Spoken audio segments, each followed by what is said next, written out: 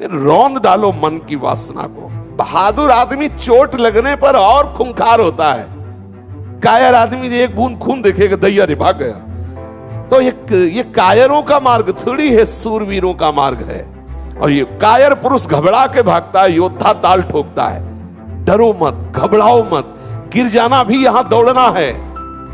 भगवत शरणागत जन हो, कोई साधारण हो तो आप अपने स्वरूप को समझो।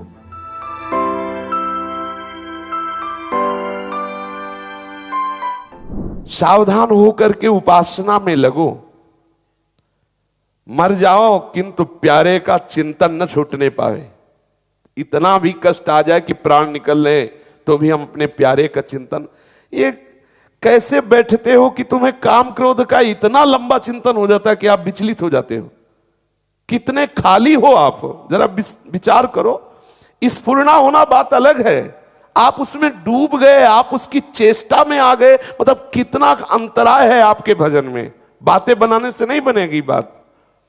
आपको इतना समय कैसे मिला, क्यों आपको इतना मनन करा रहा है कि आप बाहर देख लो, आप वो चेष्टा कर लो। आपको इतना समय के मतलब भजन के अंतराय का बहुत समय है आपके बीच में। आप अव्याव्रत भजनात् में नहीं हो। रौंद डालो मन की वासना को। राधा राधा राधा राधा राधा सुनो ही मत वो जो कह रहा है राधा राधा। अपनी बात सुनाओ, देखो अगर अधीन ना हो जाए तो कहना। लेकिन राधा राधा और बस हम सुनने में लग गए, देखने में लग गए, चेष्टा में लगे। बोले अरे नाम का कोई प्रभाव नहीं आ रहा। युद्ध है, वो भी तो भगवत स्वरूप है, कोई साधारण है क्या? मन इंद्रियाणाम मनश्चास्मि। योद्धा तभी आनंदित होता है जब जोड़ का योद्धा होता है। अगर ममई वांसो तो तू सच्चिदानंद प्रभु का अंश है। तो वही कह रहे हैं कि इंद्रियों में मन मैं हूं, बराबर का जोड़ है, कोई खिलवाड़ थोड़ी है। और ये कायर पुरुष घबरा के भागता है, योद्धा ताल ठोकता है। हरि का स्वरूप जीव है, हरि का स्वरूप मन है, और इसको परास्त कर लो। आप सजेति सजेति सतरति सतरति स लोकांतरयति। अगर ऐसा नहीं हो तो भोगो नरक, मरो जा करके भी। खेल है। अब इसमें कहो कि भगवान सहयोग कर रहे, तो शास्त्र और संत और सदगुरुदेव रूप से कौन बोल रहा है? वही तो तुम्हें संभाल रहे, तुम्हारा पक्ष ले रहे। आप अश्रद्धा करो, आज्ञा का उल्लंघन करो, भोगो जाके, मरो जाके। संसार उसी प्रवाह में बह रहा है। अगर बचना चाहते हो तो उनकी आज्ञा में रहो। मर जाए किंतु प्यारे का चिंतन न छोड़े, इसी का तो नाम भक्ति है। जिस प्रकार बछड़ा गाय के पीछे भागता रहता है, उसी प्रकार भागो हरि के पीछे। तो एक दिन ऐसा आएगा बछड़ा के पीछे गाय भागने लगती है। छोटा सा बछड़ा जब चरने के लिए इधर उधर घूमने लगता है तो गाय रंभा करके उस बछड़े के भक्तन पाछे यो फिरत जो बछड़ा से। पहले तुम स्वीकार करो आसक्ति, फिर देखो हरि तुमसे कितना प्यार करते हैं। थोड़ा आगे भूमिका में कदम रखो, जहां हो ये भूमिका कोई अच्छी नहीं है। साधक जब काम क्रोधादि का चिंतन तन्मयता पूर्वक करेगा तभी परास्त होगा। जब कामादि विकार आने लगे, सुनो मत इसकी सलाह, इसका दिया हुआ भोग प्रलोभन चिंतन में मत लाने दो। उसी समय आप गाढ़ चिंतन करो। नहीं बन रहा, चीखो, चिल्लाओ राधा राधा राधा। लेकिन उस समय आप चीखेंगे नहीं, गंभीर होकर चिंतन कर रहे हैं विषय का। आपकी इंद्रियां उसी में तन में। मरो, जहर खाओगे मरोगे। अब आप कह दो कि अरे कोई बचा ले, तो कैसे बचोगे? क्योंकि ये आपके अंदर का विषय, आपको ही ठीक करना पड़ेगा, आपको ही सुलझना पड़ेगा। आप उसमें तन्मयता करें, निश्चित मरोगे। क्रिया हो या ना हो, आपका वो संस्कार, आपका वो आंतरिक चिंतन गलत हो जाएगा। थोड़ा सुलझो, थोड़ा सावधान हो। उपासना से जो चाहोगे वही प्राप्त होगा। ऐसी कोई स्थिति नहीं है जो उपासना से न प्राप्त हो जाए। पूज्यपाद सूड़िया बाबा जी महाराज कह रहे, प्रभु का भजन तो बहुत लोग करते हैं, परंतु सबको प्रभु का अनुभव क्यों नहीं होता? यही कारण है कि गोता लगाते हैं विषयों में और भजन का नाटक कर रहे हैं। अगर भजन करते हुए भजन में डूबने लगो, भगवत साक्षात्कार ना हो जाए तो कहना। पर देखो ये जलने का बहादुर आदमी चोट लगने पर और खूंखार होता है। कायर आदमी एक बूंद खून देखेगा दैया रे भाग गया। तो ये कायरों का मार्ग थोड़ी है, सूरवीरों का मार्ग है। अगर कहीं भी हम झुकते हैं तो हम सावधान होते हैं। ये कौन सी ऐसी वृत्ति है जो मुझे रौंद दिया, गिरा दिया? सूक्ष्मता से उस वृत्ति को पकड़ा और कस दिया। ये बिल्कुल आप ऐसा हवा मत समझो कि माया बहुत बड़ी हवा है। अगर माया भगवान की एक शक्ति है तो ऐसी अनंत शक्तियों को अधीन करने वाली भक्ति है। आप ऐसा मत समझो जो ठाकुर को अधीन कर ले वो भक्ति। माया जीव को अधीन करती है और भक्ति भगवान को अधीन करती है। आप भक्ति को स्वीकार करो, माया की तरफ देखते ही काहे को हो। नाम रूप लीला धाम, बस यही हमारे विचरण करने का विषय हो। जलन आ रही, आकर्षण आ रहा, परेशानी आ रही, ये सब मन बुद्धि का तमाशा है, ये मन बुद्धि का जाल है। थोड़ी देर ऐसे समझ के इसे डिलीट करो, इसे हटाओ। उसको तूफान मानकर दिमाग में मत बैठा लो कि अरे अब क्या होगा, कुछ नहीं होगा। आंख खुली स्वप्न खत्म, ऐसे ही है। आंख खुली स्वप्न खत्म, जागो। उसके लिए किसी के सहयोग की जरूरत नहीं, जागो, भगवत स्मृति में जागो, मोह निद्रा भंग करो, फिर देखो आनंद।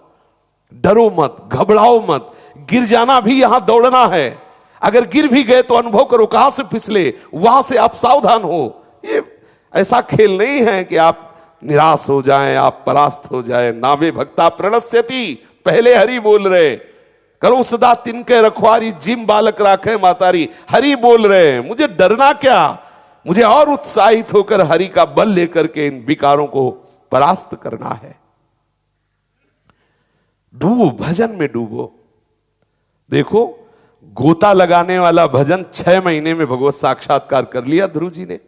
ऐसी डुबकी लगाई भगवत चिंतन की कि विवश हो गए ठाकुर और आकर के उनको अपना दर्शन दिया।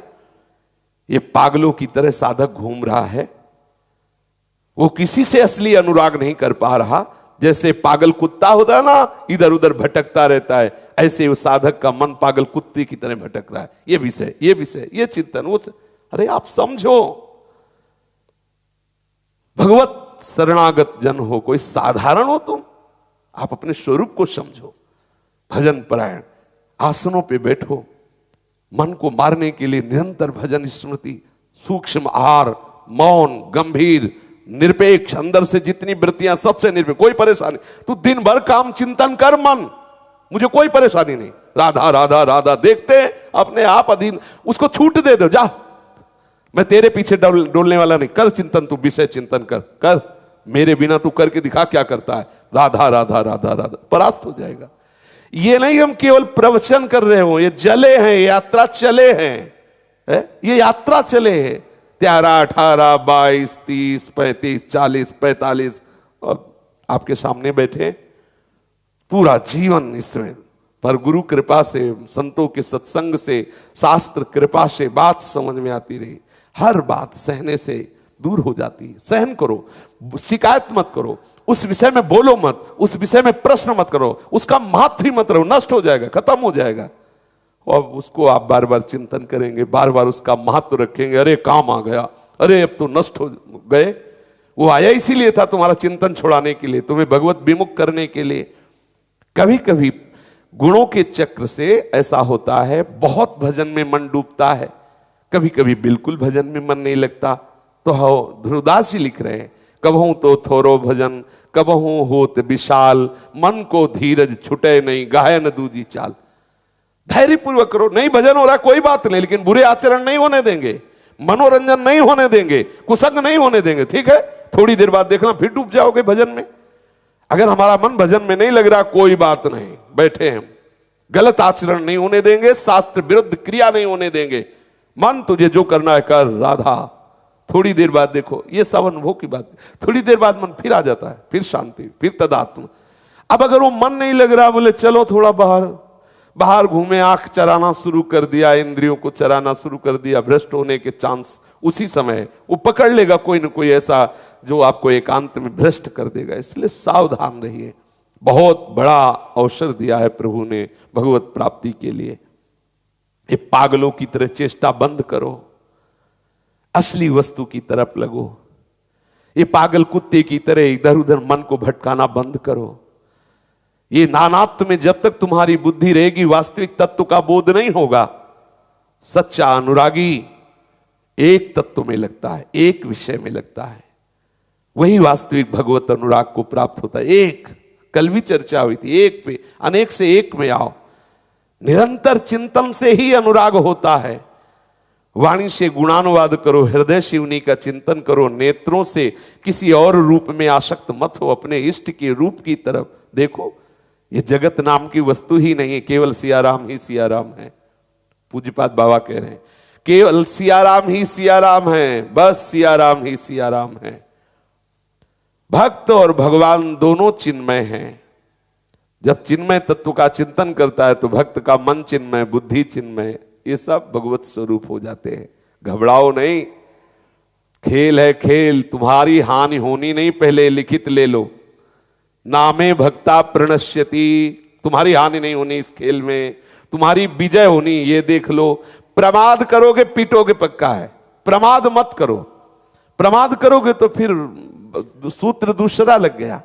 आज्ञा के अनुसार चलोगे तो भगवान स्वयं कह रहे क्षिप्रम भवति धर्मात्मा, मैं उसे महात्मा बनाऊंगा, मैं उसे धर्मात्मा बनाऊंगा।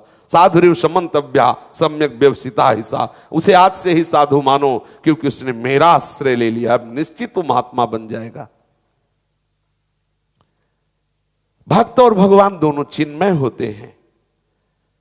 गलती ये होती है हम चिन्मय का चिंतन छोड़कर पार्थिव चिंतन करने लगते हैं, फिर हमें दो दिखाई देने लगते हैं, फिर हमें बहुत दिखाई देने लगते हैं, बस यही फंसाव हो जाता है। अरे भक्त तो ऐसा होता है वो मोक्ष की भी चाह नहीं करता है, वो तो भगवत चिंतन में प्रेम में डूबना चाहता है, वो मोक्ष भी नहीं चाहता। आप जैसा चाहोगे वैसे ही प्रभु आपके सामने रूप रख के आएंगे। देखो प्रहलाद के लिए भगवान ने कितना सुंदर रूप त्याग के भयंकर रूप धारण किया, नरसिंह रूप धारण किया। आश्चर्य है, सेन भक्त के लिए आप नाई रूप धारण किए। आप जैसे प्रभु को चाहोगे वैसे प्राप्त कर लोगे। आप प्रेमवश अधीन होने वाले प्रभु के केवल चिंतन में लगो, जैसा चाहोगे वैसा प्रभु आपको अनुभव कराएंगे। बाबा कह रहे हैं इष्ट देव का निरंतर चिंतन करना आपका मुख्य कर्तव्य है। जैसे मिश्री के खिलौने में जिधर से भी छुओ मीठा ही मीठा है, ऐसे ही प्रभु आनंद ही आनंद है, आनंद बपू है। आप जुड़ो तो फिर आपको लगेगा कि नाम भी तो जप रहा हूं, पाठ भी कर रहा हूं, लेकिन हृदय प्यारे उसको जलना होगा। बिना स्वर्ण तपे चमकता नहीं है, थोड़ी देर मन को जलना होगा, क्योंकि उसमें प्रेम रस आना है ना। तो जैसे मटकी कच्ची हो तो बिना आवे में तपे वो रस रखने लायक नहीं होती, अगर डाल दिया जाए तो मटकी फैल जाएगी।